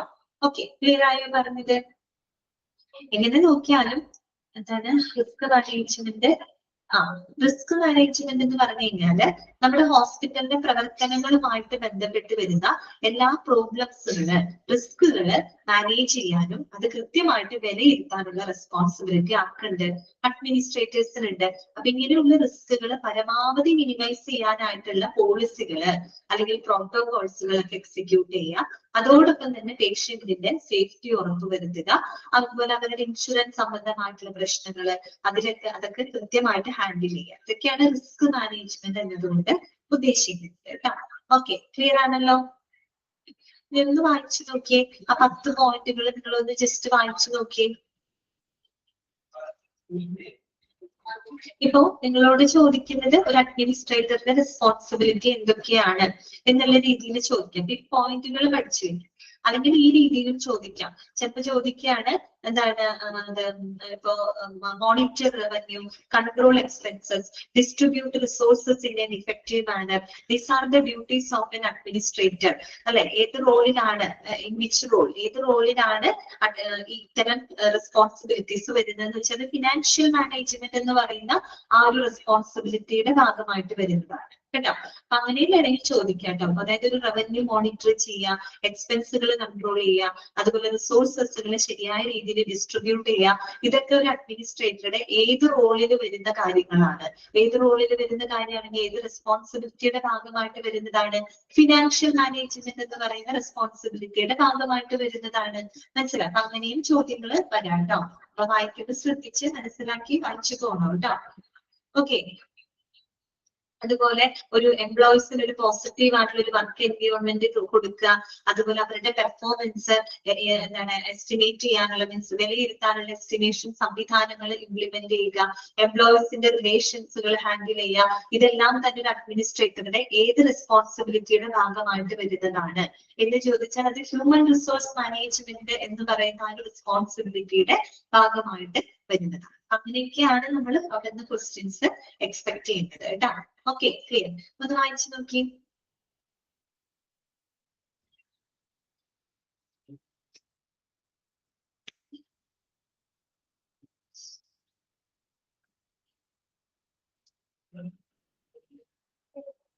ശരിക്കും വായിച്ചു നോക്കൂ കേട്ടോ. നമ്മളിനി ബാക്കി എല്ലാവരുടെയും കൂടെ പഠിച്ചു കഴിയുമ്പോൾ അവസാനം നിങ്ങൾക്ക് കൺഫ്യൂഷൻ ആവരുത് കേട്ടോ. അതുകൊണ്ടാണ് കുറച്ച് സ്ട്രെസ് ചെയ്ത് പറയുന്നത്. ഓക്കെ, വായിക്കുമ്പോൾ വായിച്ചു പോകാൻ നമുക്ക് എളുപ്പമാണ്. പക്ഷെ നമുക്ക് 5 പേരുടെ പഠിച്ചു കഴിയുമ്പോൾ കൺഫ്യൂഷൻ വരാതിരിക്കാനായിട്ടാണ് നമ്മൾ ഓരോ പോയിന്റ് ഫോക്കസ് ചെയ്ത് പഠിക്കാൻ പറയുന്നത് കേട്ടോ.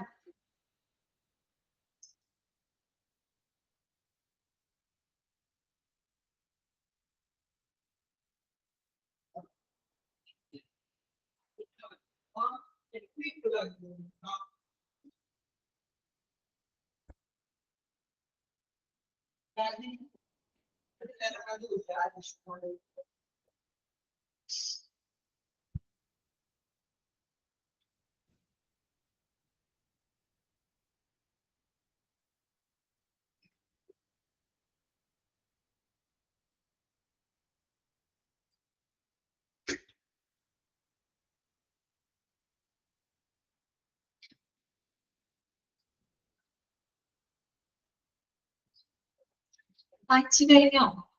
വായിച്ചോ നിങ്ങള്?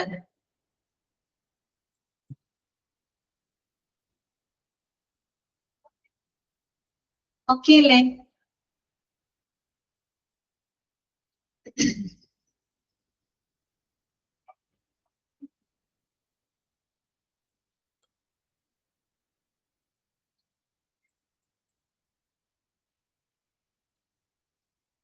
ഓക്കെ അല്ലേ എല്ലാവർക്കും?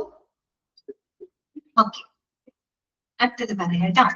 നെക്സ്റ്റ്, അപ്പൊ നമ്മൾ ഹോസ്പിറ്റൽ അഡ്മിനിസ്ട്രേറ്ററുടെ റെസ്പോൺസിബിലിറ്റി, ആ ഒരു അഡ്മിനിസ്ട്രേറ്റീവ് പ്രൊഫഷണലിന്റെ കഴിഞ്ഞു കേട്ടോ. 5 എണ്ണത്തിൽ ഒരാളെ നമ്മൾ പഠിച്ചു കഴിഞ്ഞു. ഇനി നമുക്ക് നെക്സ്റ്റ് നോക്കാനുള്ള അടുത്ത അഡ്മിനിസ്ട്രേറ്റീവ് പ്രൊഫഷണൽ എന്ന് പറഞ്ഞാല് ആരാണെന്നറിയോ? ഔട്ട് പേഷ്യന്റ് സെക്രട്ടറി ആണ് കേട്ടോ. അപ്പോ responsibilities of out patient secretary, ആ പേര് സൂചിപ്പിക്കുന്നത് പോലെ തന്നെ ഔട്ട് പേഷ്യന്റ് സെക്രട്ടറി എന്ന് പറയുമ്പോൾ ഔട്ട് പേഷ്യന്റ് ഡിപ്പാർട്ട്മെന്റുമായിട്ട് ബന്ധപ്പെട്ട അഡ്മിനിസ്ട്രേറ്റീവ് ടാസ്കുകളൊക്കെ ചെയ്യുന്ന ഒരു വ്യക്തിയായിരിക്കും, ആണല്ലോ. അതുകൊണ്ടാണ് ഔട്ട് പേഷ്യന്റ് സെക്രട്ടറി എന്ന് എടുത്തു പറയുന്നത്. അപ്പൊ നോക്കാം, the job description of N out patient secretary in a hospital normally comprises a variety of administrative and clerical duties related to the operation of the outpatient department. അതായത് ഒരു out patient OP ഡിപ്പാർട്ട്മെന്റുമായിട്ട് ബന്ധപ്പെട്ട പ്രവർത്തനങ്ങൾ, അതിന്റെ പ്രവർത്തനങ്ങളുമായിട്ട് ബന്ധപ്പെട്ട administrative clerical ഡ്യൂട്ടീസുകളൊക്കെ ചെയ്യാനുള്ള ആ ഒരു responsibility ആണ് ആർക്കുള്ളത്? ഔട്ട് പേഷ്യന്റ് സെക്രട്ടറിക്ക് ഉള്ളത് കേട്ടോ. അപ്പൊ നോക്കാം, some of the key responsibilities an outpatient secretary in a hospital may comprise of കേട്ടോ. അപ്പൊ എന്തൊക്കെ പോയിന്റുകളാണ് നോക്കാം. ഇതിന് എന്ത് വരുന്നത്? 7 പോയിന്റുകളാണ് കേട്ടോ. First one, scheduling appointment. ഇതാണ് ഷെഡ്യൂളിംഗ് അപ്പോയിന്റ്മെന്റ് കേട്ടോ. അപ്പോയിന്റ്മെന്റുകള് ഷെഡ്യൂൾ ചെയ്യുക. ഏകദേശം ഇതേ കാര്യം തന്നെ അടുത്തേക്ക് വരുന്നുണ്ട് കേട്ടോ. മെഡിക്കൽ സെക്രട്ടറിയിലും വരുന്നുണ്ട് കേട്ടോ. അപ്പൊ ഫസ്റ്റ് വൺ എന്താണ്? ഷെഡ്യൂളിംഗ് അപ്പോയിന്റ്മെന്റ്, അപ്പോയിന്റ്മെന്റുകൾ ഷെഡ്യൂൾ ചെയ്യാം. രണ്ടാമത്തത് കോർഡിനേറ്റിംഗ് പേഷ്യന്റ് കെയർ, പേഷ്യന്റിന്റെ പരിചരണങ്ങൾ കോർഡിനേറ്റ് ചെയ്യാം. മൂന്നാമത്തത് ആൻസറിംഗ് ഫോൺ കോൾസ്, ഫോൺ കോൾസുകൾ ആൻസർ ചെയ്യാം. നാലാമത്തത് മാനേജിംഗ് പേഷ്യന്റ് ഇൻഫർമേഷൻ, പേഷ്യന്റിന്റെ ഇൻഫർമേഷൻസുകൾ മാനേജ് ചെയ്യാം. അഞ്ചാമത്തത് പ്രോസസിംഗ് മെഡിക്കൽ റെക്കോർഡ്സ്, മെഡിക്കൽ റെക്കോർഡ്സുകൾ പ്രോസസ് ചെയ്യാം. ആറാമത്തത് ഹാൻഡ്ലിംഗ് അഡ്മിനിസ്ട്രേറ്റീവ് ടാസ്ക്, അഡ്മിനിസ്ട്രേറ്റീവ് ടാസ്കുകൾ കൈകാര്യം ചെയ്യാം. Then seventh one, providing customer service, കസ്റ്റമറുടെ സേവനങ്ങൾ പ്രൊവൈഡ് ചെയ്യാം. ഓരോ പോയിന്റ് എന്താന്ന് നോക്കാം. ഫസ്റ്റ് വൺ, ഷെഡ്യൂളിംഗ് അപ്പോയിന്റ്മെന്റ് കേട്ടോ. An outpatient secretary is accountable for scheduling appointments for the patients and making sure that appointments are actually prioritized based on the patient medical requirements. Underline ചെയ്യാം കേട്ടോ. അതായത് ഒരു out patient secretary എന്ന് പറഞ്ഞാൽ പേഷ്യൻസിന്റെ അപ്പോയിന്റ്മെന്റുകൾ schedule ചെയ്യാനും, അതുപോലെ നമ്മൾ അപ്പോയിന്റ്മെന്റുകൾ ഷെഡ്യൂൾ ചെയ്യുമ്പോൾ ഓരോ പേഷ്യന്റിന്റെയും മെഡിക്കൽ റിക്വയർമെന്റ്സിന്റെ പ്രയോറിറ്റിക്ക് അനുസരിച്ചുകൊണ്ടായിരിക്കണം നമ്മൾ അപ്പോയിന്റ്മെന്റുകൾ ഷെഡ്യൂൾ ചെയ്യേണ്ടത്. എന്ന് പറഞ്ഞാല് ഇപ്പൊ ഓരോ പേഷ്യന്റിന്റെയും ഹെൽത്ത് കണ്ടീഷൻ ഒരുപോലെയല്ല. അതിൽ ഏറ്റവും സിവിയർ കണ്ടീഷനുള്ള കൂടുതൽ പ്രയോറിറ്റി കൊടുക്കേണ്ട പേഷ്യൻസിനാണെങ്കിൽ അവർക്ക് നമ്മൾ ആദ്യം അപ്പോയിന്റ്മെന്റ് ഷെഡ്യൂൾ ചെയ്യാം അല്ലെ. അപ്പൊ അതാണ് പറയുന്നത്, ഓരോ പേഷ്യന്റിന്റെയും മെഡിക്കൽ റിക്വയർമെന്റ്സിന്റെ പ്രയോറിറ്റിക്ക് അനുസരിച്ചുകൊണ്ടായിരിക്കണം അവിടെ അപ്പോയിന്റ്മെന്റുകൾ ഷെഡ്യൂൾ ചെയ്യുന്നത്. ഓക്കെ. രണ്ടാമത്തത് കോർഡിനേറ്റിംഗ് പേഷ്യന്റ് കെയർ. പേഷ്യന്റിന്റെ പരിചരണങ്ങൾ കോർഡിനേറ്റ് ചെയ്യുക. നോക്കുക, out patient secretary works keenly with other hospital staff to coordinate patient care അല്ലെ. പേഷ്യന്റിന്റെ പരിചരണം കോർഡിനേറ്റ് ചെയ്യുന്നതിന് വേണ്ടിയിട്ട് ഔട്ട് പേഷ്യന്റ് സെക്രട്ടറി എന്ത് ചെയ്യണം, മറ്റുള്ള ഹോസ്പിറ്റൽ സ്റ്റാഫുകളുമായിട്ട് സഹകരിച്ച് പ്രവർത്തിക്കണം. വിച്ച് ഇൻക്ലൂഡ്സ് എന്തൊക്കെ കാര്യങ്ങളാണ് അതിന്റെ ഭാഗമായിട്ട് അവർ ചെയ്യേണ്ടത്? Arranging for diagnostic test and procedures, അതായത് പേഷ്യൻസിന്റെ ഡയഗ്നോസ്റ്റിക് ടെസ്റ്റുകള് പ്രൊസീജിയറുകളൊക്കെ അറേഞ്ച് ചെയ്യുക. ഗെറ്റിംഗ് മെഡിക്കൽ റെക്കോർഡ്സ്, അവരുടെ മെഡിക്കൽ റെക്കോർഡ്സുകൾ അവർക്ക് അവൈലബിൾ ആക്കുക. And ensuring that the patients receive active follow up care, അതുപോലെ പേഷ്യൻസിന് അനുയോജ്യമായിട്ടുള്ള ഒരു ഫോളോ അപ്പ്, തുടർ പരിചരണങ്ങൾ ലഭിക്കുന്നുണ്ടെന്ന് ഉറപ്പുവരുത്തുകയും ചെയ്യുക. ആ രീതിയിൽ പേഷ്യന്റിന്റെ പരിചരണത്തിന് കോർഡിനേറ്റ് ചെയ്യും അല്ലെ. കോർഡിനേറ്റ് ചെയ്യാൻ വേണ്ടിയിട്ട് മറ്റുള്ള ഡിപ്പാർട്ട്മെന്റുകളുമായിട്ട് സഹകരിച്ച് പ്രവർത്തിക്കണം. അവരുടെ ഡയഗ്നോസ്റ്റിക് ടെസ്റ്റുകളും പ്രൊസീജിയറുകളും ഒക്കെ അറേഞ്ച് ചെയ്യണം. അവരുടെ മെഡിക്കൽ റെക്കോർഡുകൾ അവർക്ക് അവൈലബിൾ ആക്കി കൊടുക്കണം. തുടർ പരിചരണങ്ങൾ അവർക്ക് ലഭിക്കുന്നുണ്ടെന്ന് ഉറപ്പുവരുത്തണം. അങ്ങനെയൊക്കെ എന്ത് ചെയ്യാം, പേഷ്യന്റിന്റെ പരിചരണം കോർഡിനേറ്റ് ചെയ്യുക. That is called coordinating patient care. മൂന്നാമത്തത് എന്താണ്? Answering phone calls. ഫോൺ കോൾസുകൾ ആൻസർ ചെയ്യാം അല്ലെ. Out patient secretary is accountable for answering phone calls and directing patients to the concerned department of staff member. അതുപോലെ തന്നെ ഈ O പിയിലോട്ട് വരുന്ന phone കോൾസുകൾ അത് കൃത്യമായിട്ട് ആൻസർ ചെയ്യാം. അതുപോലെ തന്നെ പേഷ്യൻസിനെ അതത് ഡിപ്പാർട്ട്മെന്റുകളിലേക്ക് അവരെ ഡയറക്ട് ചെയ്ത് വിടുക എന്നുള്ളതും ഒരു ഔട്ട് പേഷ്യന്റ് സെക്രട്ടറിയുടെ റെസ്പോൺസിബിലിറ്റി ആണ് കേട്ടോ. അതായത് ഔട്ട് പേഷ്യന്റ് ഡിപ്പാർട്ട്മെന്റിലോട്ട് വരുന്ന ഫോൺ കോൾസുകൾ ആൻസർ ചെയ്യാനും അതുപോലെ പേഷ്യൻസിന്റെ അന്വേഷണങ്ങൾക്ക് അനുസരിച്ച് അവരുമായിട്ട് ബന്ധപ്പെട്ട കൺസേൺഡ് ഡിപ്പാർട്ട്മെന്റിലോട്ട് അവരെ ഡയറക്ട് ചെയ്ത് വിടേണ്ടത് ഒരു ഔട്ട് പേഷ്യന്റ് സെക്രട്ടറിയാണ്. അടുത്തതാണ് മാനേജിങ് പേഷ്യന്റ് ഇൻഫർമേഷൻ. പേഷ്യന്റിന്റെ ഇൻഫർമേഷൻസുകൾ കൃത്യമായിട്ട് മാനേജ് ചെയ്യുക. എങ്ങനെ മാനേജ് ചെയ്യണം? Out patient secretary maintains exact and up to date patient information in the hospital's electronic medical record system. അതായത് ഒരു ഇദ്ദേഹമാണ് കേട്ടോ ചെയ്യേണ്ടത്. ഔട്ട് പേഷ്യന്റ് സെക്രട്ടറി എന്ത് ചെയ്യണം? ഒരു ഹോസ്പിറ്റലില് ഈ പറയുന്ന അവരുടെ ഇലക്ട്രോണിക് മെഡിക്കൽ റെക്കോർഡ് സംവിധാനത്തില് പേഷ്യന്റിന്റെ കൃത്യമായിട്ടുള്ള വിവരങ്ങൾ അപ് ടു ഡേറ്റ് ആയിട്ട് പേഷ്യന്റിന്റെ ഇൻഫർമേഷൻസുകള് അവരുടെ ഇലക്ട്രോണിക് മെഡിക്കൽ റെക്കോർഡിനകത്തേക്ക് എൻട്രി ചെയ്യേണ്ടതും അല്ലെ, അത് കൃത്യമായിട്ട് മെയിൻറ്റെയിൻ ചെയ്യേണ്ടത് ഔട്ട് പേഷ്യന്റ് സെക്രട്ടറിയാണ്. which includes demographic information, medical history and insurance information. അതായത് അവരുടെ ഇൻഫർമേഷൻസ് മെയിൻറ്റെയിൻ ചെയ്യുക എന്ന് പറയുമ്പോൾ അവരുടെ ഡെമോഗ്രഫിക് ഇൻഫർമേഷൻസ്, അവരുമായിട്ട് ബന്ധപ്പെട്ട ഏറ്റവും ബേസിക് ആയിട്ടുള്ള ഇൻഫർമേഷൻസ്, അവരുടെ മെഡിക്കൽ ഹിസ്റ്ററി, ഇൻഷുറൻസ് സംബന്ധമായിട്ടുള്ള വിവരങ്ങള്, ഇങ്ങനെയുള്ള എല്ലാ കാര്യങ്ങളും കൃത്യമായിട്ട് അവരുടെ മെഡിക്കൽ റെക്കോർഡ് സിസ്റ്റത്തിനകത്ത് എൻട്രി ചെയ്തുകൊണ്ട് അപ് ടു ഡേറ്റ് ആയിട്ട് അവരുടെ ഇൻഫർമേഷൻസുകൾ മെയിൻറ്റെയിൻ ചെയ്യേണ്ടത് ആരാണ്? ഔട്ട് പേഷ്യന്റ് സെക്രട്ടറി ആണ്. ഓക്കെ, അതാണ് മാനേജിങ് പേഷ്യന്റ് ഇൻഫർമേഷൻ. അഞ്ചാമത്തത് പ്രോസസിംഗ് മെഡിക്കൽ റെക്കോർഡ്സ്. അതാണ് പ്രോസസിംഗ് മെഡിക്കൽ റെക്കോർഡ്സ്. മെഡിക്കൽ റെക്കോർഡ്സുകൾ കൃത്യമായിട്ട് പ്രോസസ് ചെയ്യുക എന്ന് പറഞ്ഞാല് out patient secretary process request for the medical records. ഒരു മെഡിക്കൽ റെക്കോർഡ്സുകൾക്ക് വേണ്ടിയിട്ടുള്ള റിക്വസ്റ്റുകൾ കൃത്യമായിട്ട് പ്രോസസ് ചെയ്യേണ്ടത് ആരാണ്? ഔട്ട് പേഷ്യന്റ് സെക്രട്ടറി ആണ്. അണ്ടർലൈൻ ചെയ്ത് വെക്കാം കേട്ടോ. Out patient secretary process request for the medical record. Medical റെക്കോർഡ്സുകൾക്ക് വേണ്ടിയിട്ടുള്ള റിക്വസ്റ്റുകൾ പ്രോസസ് ചെയ്യുന്നത് ആരാണ്? ഔട്ട് പേഷ്യന്റ് സെക്രട്ടറി ആണ്. Make sure that patient confidentiality is kept. അതുപോലെ പേഷ്യന്റിന്റെ സ്വകാര്യത അവിടെ എന്ത് ചെയ്യണം? ഉറപ്പുവരുത്തണം. മെഡിക്കൽ റെക്കോർഡ്സുകളൊക്കെ കൈകാര്യം ചെയ്യുമ്പോൾ പേഷ്യന്റിന്റെ കോൺഫിഡൻഷ്യാലിറ്റി അവിടെ കൃത്യമായിട്ട് കീപ്പ് ചെയ്തിരിക്കണം. And releases medical records to authorised individuals. അതുപോലെ ഓതറൈസ്ഡ് ആയിട്ടുള്ള വ്യക്തികളിലേക്ക് മാത്രം മെഡിക്കൽ റെക്കോർഡുകൾ റിലീസ് ചെയ്യുകയും ചെയ്യുക. ഓക്കെ, ആ രീതിയിൽ മെഡിക്കൽ റെക്കോർഡുകൾ പ്രോസസ് ചെയ്യേണ്ടത് ആരാണ്? ഔട്ട് പേഷ്യന്റ് സെക്രട്ടറിയാണ്.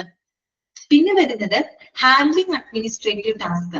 ഔട്ട് പേഷ്യന്റ് ഡിപ്പാർട്ട്മെന്റുമായിട്ട് ബന്ധപ്പെട്ട അഡ്മിനിസ്ട്രേറ്റീവ് ടാസ്കുകൾ ഹാൻഡിൽ ചെയ്യും, കൈകാര്യം ചെയ്യും. അതായത് out patient secretary is accountable for handling a variety of administrative tasks like ordering office supplies, filing paperwork and managing correspondence. ഒരു ഔട്ട് പേഷ്യന്റ് സെക്രട്ടറി എന്ന് പറഞ്ഞാൽ ഔട്ട് പേഷ്യന്റ് ഡിപ്പാർട്ട്മെന്റുമായിട്ട് ബന്ധപ്പെട്ട എല്ലാ അഡ്മിനിസ്ട്രേറ്റീവ് ടാസ്കുകൾ, ക്ലറിക്കൽ ഡ്യൂട്ടീസുകളൊക്കെ ഇദ്ദേഹത്തിന്റെ റെസ്പോൺസിബിലിറ്റിയാണ്. എന്തൊക്കെയാണെന്ന് നോക്കിയേ, ലൈക്ക് ഓർഡറിംഗ് ഓഫീസ് സപ്ലൈസ്, ഓഫീസിലേക്ക് വേണ്ടിയിട്ടുള്ള അത്യാവശ്യം വേണ്ട സാധനങ്ങളൊക്കെ ഓർഡർ ചെയ്യാം. ഫയലിംഗ് പേപ്പർ വർക്കുകളും കാര്യങ്ങളും കൃത്യമായിട്ട് ഫയൽ ചെയ്യാം. And managing correspondence means communication.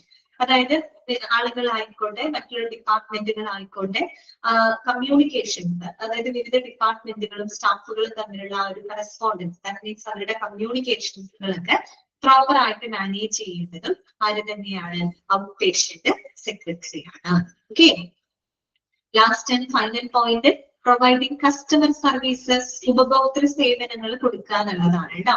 Out patient secretary is often the first point of contact for the patients. മിക്കവാറും പേഷ്യൻസ് ഫസ്റ്റ് കോണ്ടാക്റ്റിൽ വരുന്നത് ഇങ്ങനെയുള്ള അഡ്മിനിസ്ട്രേറ്റീവ് പ്രൊഫഷണൽസ് ആയിരിക്കും. ഔട്ട് പേഷ്യന്റ് സെക്രട്ടറി ആയിട്ടായിരിക്കും ആദ്യം അവർ മീറ്റ് ചെയ്യുന്നുണ്ടാവുക. Okay, so providing excellent customer സർവീസിന്റെ crucial part of the job. നല്ലൊരു കസ്റ്റമർ സർവീസ് കൊടുക്കുക എന്നുള്ളതും ഔട്ട് പേഷ്യന്റ് സെക്രട്ടറിയുടെ ഉത്തരവാദിത്തത്തിന്റെ ഭാഗമാണ് കേട്ടോ. ഓക്കെ, അപ്പൊ overall an outpatient secretary plays a key role in making sure that outpatient department runs smoothly and efficiently and that patients obtain high quality care. അപ്പൊ ശരിക്കും പറഞ്ഞാൽ ഒരു ഔട്ട് പേഷ്യന്റ് സെക്രട്ടറി നമ്മുടെ out patient department ഏറ്റവും smooth ആയിട്ട് run ചെയ്യുന്നതും വളരെ efficient ആയിട്ട് അതിനെ റൺ ചെയ്ത് കൊണ്ടുപോകുന്നതും പേഷ്യൻസിന് ഒരു ഹൈ ക്വാളിറ്റി കെയർ ഉറപ്പുവരുത്തുന്നതിനും ഔട്ട് പേഷ്യന്റ് സെക്രട്ടറിക്ക് ഒരു പ്രധാനപ്പെട്ട ഒരു പങ്ക് ഉണ്ട് അല്ലെ. അപ്പൊ അതിന് വേണ്ടിയിട്ട് എന്തൊക്കെ കഴിവുകൾ അദ്ദേഹത്തിന് ഉണ്ടായിരിക്കണം? സ്ട്രോങ് ഓർഗനൈസേഷണൽ സ്കിൽസ് ഉണ്ടായിരിക്കണം, നല്ലൊരു സംഘാടന മികവ് ഉണ്ടായിരിക്കണം. അറ്റൻഷൻ ടു ഡീറ്റെയിൽസ്, അതായത് ആളുകളുടെ കാര്യങ്ങളിൽ ശ്രദ്ധ കൊടുക്കണം. ആൻഡ് എക്സലന്റ് കമ്മ്യൂണിക്കേഷൻ സ്കിൽസ്, നല്ലൊരു കമ്മ്യൂണിക്കേഷൻ സ്കിൽ ഉണ്ടായിരിക്കണം. that are necessary for the success in this role. അപ്പൊ ഇങ്ങനെയുള്ള സ്കില്ലുകളൊക്കെ ഈ ഒരു ജോലിക്ക് അത്യാവശ്യം. ഓക്കെ, ഞാൻ അൺമ്യൂട്ട് ചെയ്യാണ് കേട്ടോ. ഇന്നത്തെ ക്ലാസ്സിൽ നിങ്ങൾക്ക് എന്തെങ്കിലും ഡൗട്ട്സുകൾ ഉണ്ടെങ്കിൽ ചോദിക്കുക കേട്ടോ. നമ്മൾ ഔട്ട് പേഷ്യന്റ് സെക്രട്ടറി വരെയാണ് പറഞ്ഞു നിർത്തിയിട്ടുള്ളത്. അദ്ദേഹത്തിന്റെ റെസ്പോൺസിബിലിറ്റി. അപ്പൊ ഓരോ പോയിന്റുകളും മനസ്സിലാക്കി പോവുക കേട്ടോ. ഇങ്ങനെ ഡൗട്ട്സുകൾ ഉണ്ടെങ്കിൽ ചോദിക്കാം.